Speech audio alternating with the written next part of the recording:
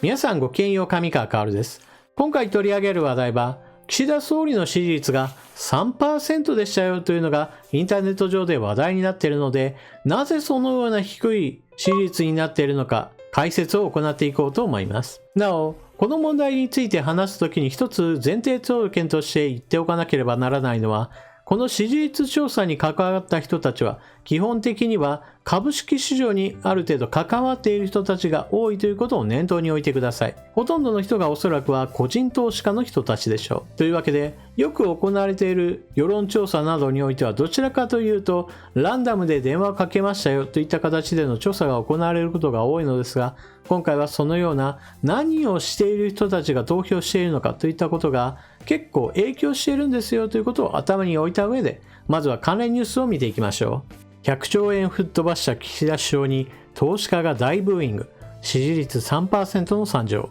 経済専門チャンネル日経 CNBC が個人投資家を対象に調査した岸田政権の支持率が話題になっている。2月8日に公表された調査結果では、支持すると答えたのがわずか 3% で、95.7% が支持しない、1.3% がわからない、どちらでもないだった。岸田首相の支持率は、例えば1月の調査で 66.9%、FNN 調査と比較的高止まりしてきた。しかし、投資家からは全く支持できないと判断されたことになる。一体なぜこれほどの惨状となったのか、経済ジャーナリストが理由を明かす。岸田内閣が昨年10月に発足してから株価はずっと下落傾向にあります。昨年9月の時点で東証一部の時価総額はおよそ778兆円ありました。しかし1月末には約679兆円にまで落ち込んでしまった。たった4ヶ月で100兆円が吹っ飛んだことで、ネットでは岸田ショックなる言葉も誕生しました。岸田ショックの原因はいくつもありますが、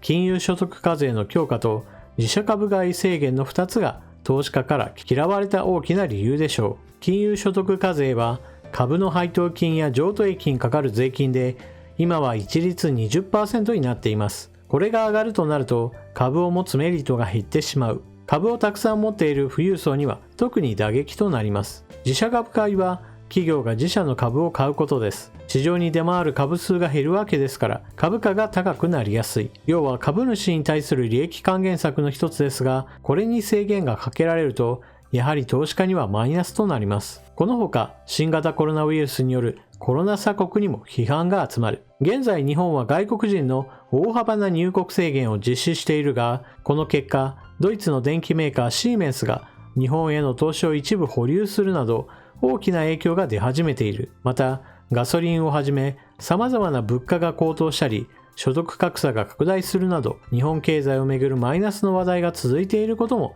岸田批判につながっている。番組で公表された支持率 3% は母数が不明なことや異例の過熱ぶりだったこともあり、割り引いて判断する必要はあるが、 SNS ではこの結果を受けて岸田首相への批判の声が相次いでいる。低く出るとは思ったけど支持率 3% って対象が偏っていることはあるにしても予想を超えすぎ。ダメだこりゃ。岸田ショックの日経大暴落で資産を失った国民かわいそうです。岸田首相は新しい資本主義として経済成長の果実をしっかり分配することが重要だと語っています。市場が強くなりすぎたことで公平な分配が行われず、格差や貧困が拡大したり、中長期的な投資が減ったり、分厚い中間層が衰退したことを問題視しているのです。必然的に株式市場に厳しい対応を取ることになりますが、さすがに100兆円が消失したとなれば大クレームになるのも致し方ないでしょう。実際問題、株価が下落すれば年金にも悪影響が出るわけですから。投資家たちからの冷たい視線にさらされる岸田首相、新しい資本主義に向けた舵取りは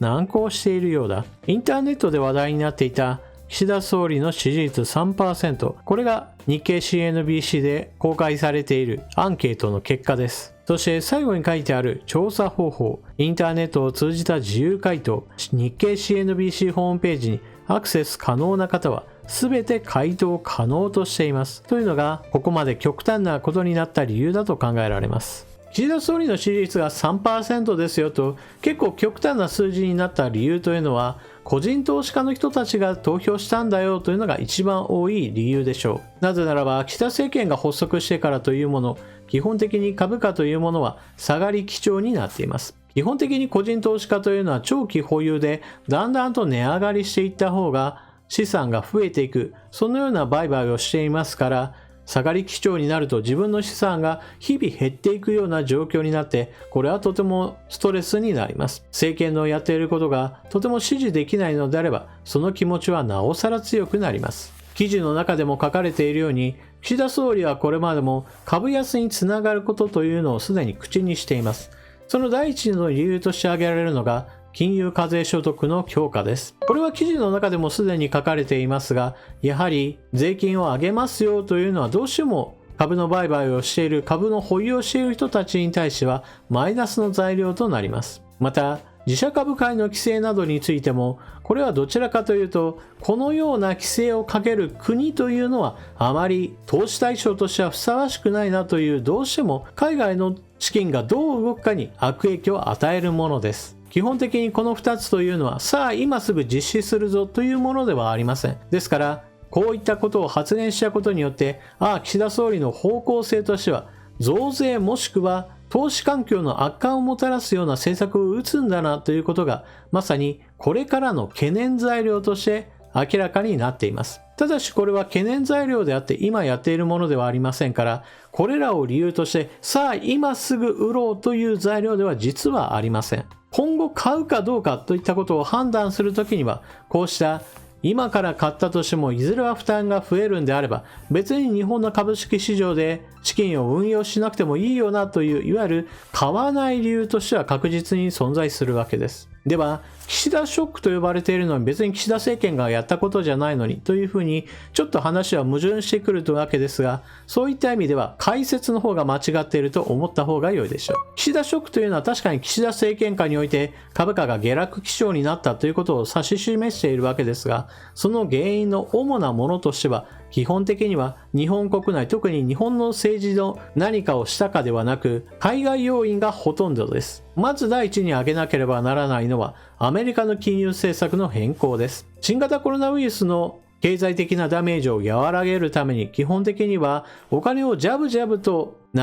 そうといういわゆる金融緩和政策というものが取られました。実際コロナショックの経済的ダメージというものを押しとどめ、その後のアメリカの株式市場はむしろコロナショック前よりも高い状態へと持っていくことができました。ただしこのような政策というのはいつまでも続けられるものではありませんから、2022年はこうした金融緩和政策というものを一旦終了させる方向へと舵を切っていき、金融引き締めへと進んでいきます。そして金融引き締めのそのさらに先には市場に流しちゃうお金をどんどんと吸い上げる方向へと話は進んでおり、これらが基本的には株価には非常に大きな重しとなっていきます。株式市場にとってこの話というのは別に今になって分かった話ではなく、むしろすでに去年の段階でこういったスケジュールで進んでいきますよという話、それ自体は伝えられていました。しかし金融引き締めのその強度といったものが思ったよりもきついものになりそうだといったところから、成長産業株などについてはかなりきつい調整局面へと突入しているのです。そしてそれだけではなくて、海外要因としてはウクライナ情勢などにも見られるような国際的な緊張状態といったものも無視できません。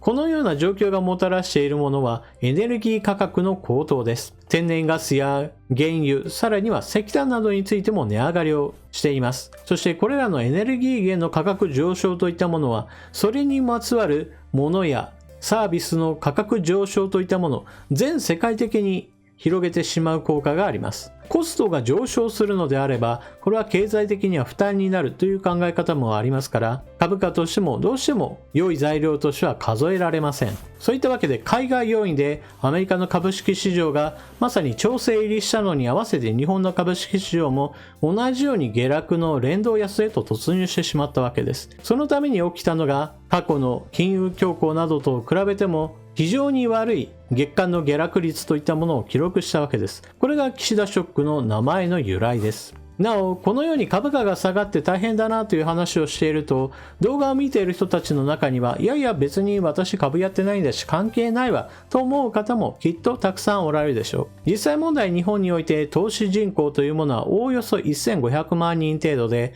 人口が 1.3 億人いることを考えれば、1億人以上の人たちが株などをはじめとした金融資産は手をつけていないというのが現状です。ですから、ほとんどの人が私には関係ないと思うのも仕方ない面があります。しかし、現実問題、経済活動としては、国の行っている年金運用であったり、もしくは企業年金の運用、さらには保険会社の運用なども様々な面で債券であったり株式などで運用されていて、決して無関係ではないのです。知らない間に間接的に関わってくるものだと思った方が良いでしょう。しかも基本的には株価というものは上がることによって良い面はあるのですが、下がることによって良い面というのは基本的には日本人にとってはないと思った方が良いでしょう。では最初の話に戻って、なぜこのような状況にもかかわらず岸田政権の支持率 3%、 つまり 3% の人たちは支持しているかについてご説明もしておきましょう。というのも、これら 3% の人たちはおそらくは一般的な投資家とは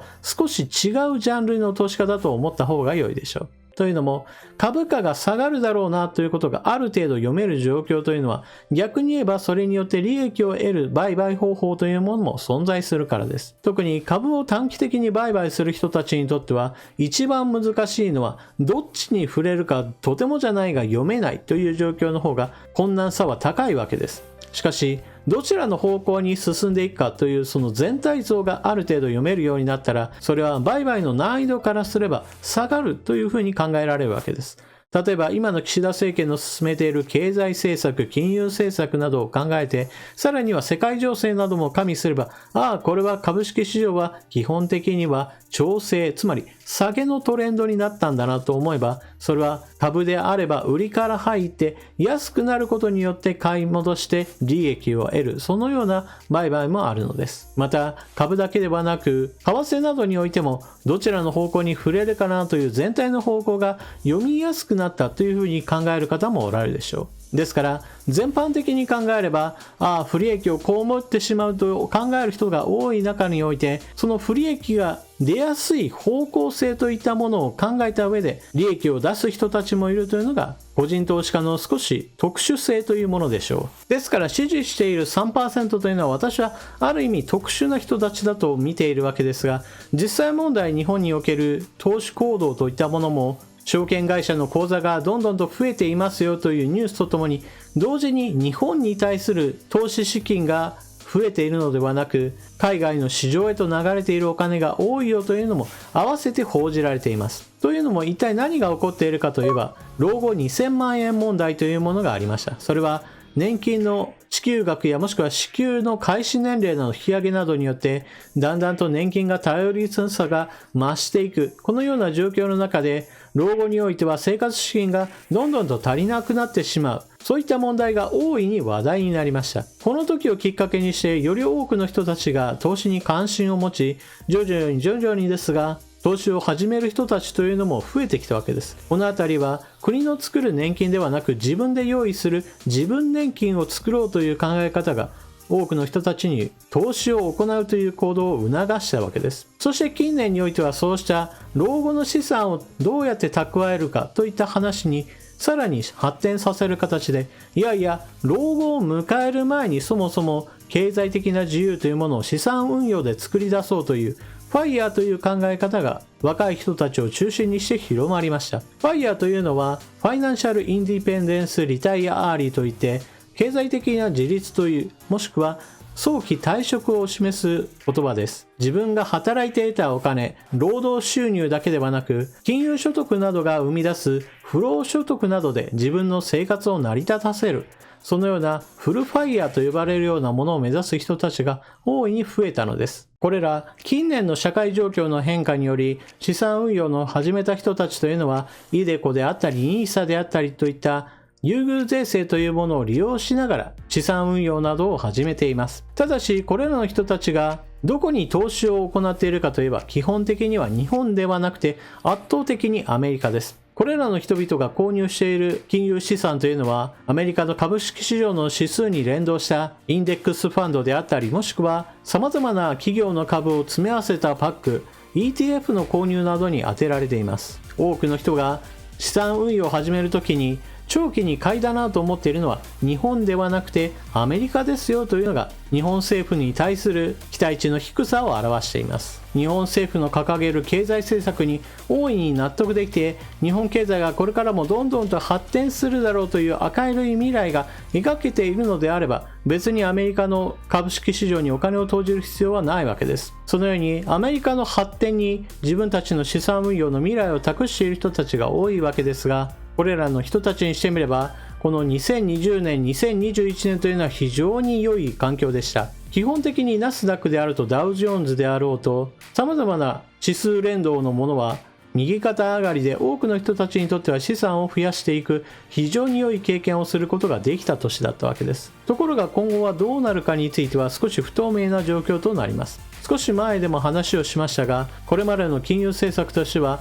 ジャブジャブにお金を出していきますよというのがアメリカの姿勢でした。しかしこの姿勢というものは金融引き締めへと舵取りが行われますから、これまでのように一辺倒に右肩上がりという状況ではなくなってしまうわけです。そしてアメリカの株式市場が調整入りすると、その余波を確実に受けるのがこれまた日本市場の脆弱な部分です。こういった海外要因の影響などを考えると、今の政権がどのような経済政策を掲げていて、実際に日本経済をどんどんと発展させるのか、もしくはそのような明るい展望を描けるかというのは非常に重要なことです。ところが現在の岸田総理の掲げている新しい資本主義経済というのはなんだかぼんやりとしてよくわからないものに過ぎません。それでいて株価を下げるような発言というものを何度となくしてしまっているわけですから、非常に株価というのは足元が揺らいでいる状態になっています。さらに今後のことも言えば、新型コロナ問題ではデルタ株からオミクロン株へと感染の主体が移ることによって、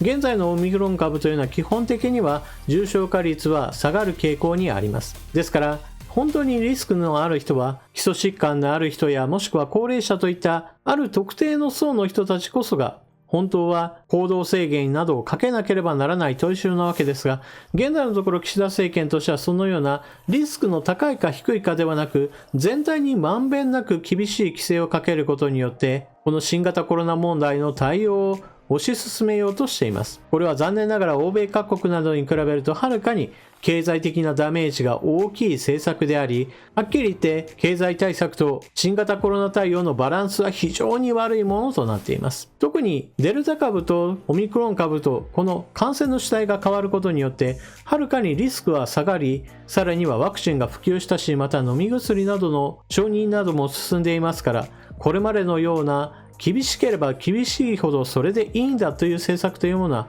全く非現実的なものとして投資家からは移るようになってきています。現在のような厳しすぎる対応といったものが続けば、日本経済にものすごいダメージを継続的に与える政策となります。そういったわけで、実施されていない金融所得課税や自社株買い規制の規制などを実際に行うようという話が今後浮上してきたり、もしくは厳しすぎる新型コロナ対応といったものがこれからも継続していくのであれば、むしろこれから先に起こるのが岸田ショックだと言えるでしょう。今起こっている岸田ショックというのは基本的にはその要因が海外にあると考えた方が良いです。一方において今後起こりうる岸田ショックというのはまさに岸田政権の行った悪い政策によって引き起こされるものですから、日本だけが株価ショックを起こし、そして経済的にもダメージを負うこととなります。私は今の現状を考えると、そのような日本限定でのショックというものが起こるのではないかと考えています。皆さんは今回のニュースを聞かれてどのようなことを考えられたでしょうか。